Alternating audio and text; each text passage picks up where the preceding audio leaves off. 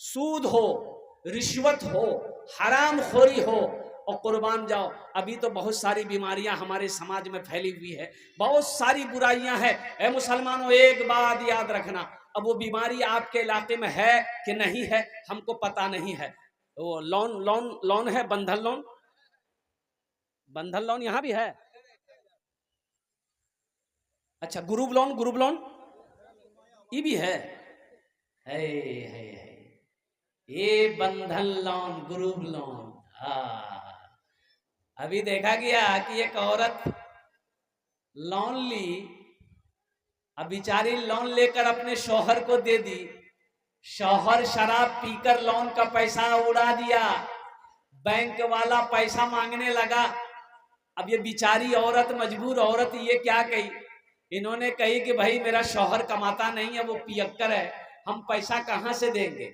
और कुर्बान जाओ, वो लोन वाला आता रहा जाता रहा, आता रहा जाता रहा, आता रहा जाता रहा। एक दिन पता चला औरत को लोन वाले से प्यार हो गया, लोन वाला उसको लेके भाग गया। जाओ झमेला खत्म, लोन माफ हो गया,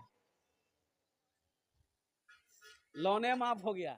और सुनो, ये लोन क्या है आपको पता नहीं होगा। ये लोन क्या है? अच्छा देखिएगा, ये बहुत बड़ी साजिश है, ये बहुत बड़ी साजिश है। हमारी बेटियों की इज्जत के साथ खिलवाड़ किया जा रहा है, हमारी बीवी की इज्जत के साथ खिलवाड़ किया जा रहा है। आपको पता नहीं है, मुसलमानों की इज्जत और इस्मत की ये क्या कहते हैं कि इस पर डाका डालने की एक साजिश चल रही है। लोन मर्द को नहीं दिया जाता है, औरत को दिया जाता है। अब इधर मर्द को मिल रहा है, औरत को मिल रहा है, औरतें को मिलेगा। हाँ, ये लोन औरतों को मिलेगा। काहे भाई, काहे? मोटरसाइकिल लेके आया ऑफिसर, दरवाजे में हमसे मिला, हमने कहा कहिए किससे मिलना है? बोला आपसे नहीं मिलना है, आपकी बेगम से मिलना है। मुझे कहा है, बोला कि लोन देना है, तो लोन हमको दो। बोला आपको नहीं देंगे, आपकी बीवी को देंगे। कितनी बेगैरती है ये, कितनी बेशर्मी की बात है। हम गैरतमंद मर्द होकर हमारी बीवी गैर मर्द से बात करे, हमारी बीवी गैर मर्द के साथ में ऑफिस जाए, बैंक जाए, कसम खुदा की उस मर्द के लिए शर्म की बात है, शर्म में डूब जाने की बात है। औरत घर के लिए है, औरत घर में अच्छी लगती है, औरत बाजार में अच्छी नहीं लगती। ये सूद है, लोन का पैसा सूदी कारोबार है। ये सूदी कारोबार है मुसलमानों, इससे बचो। लोन का पैसा लेकर कारोबार करोगे, तरक्की कभी नहीं होगी, तरक्की कभी नहीं होगी।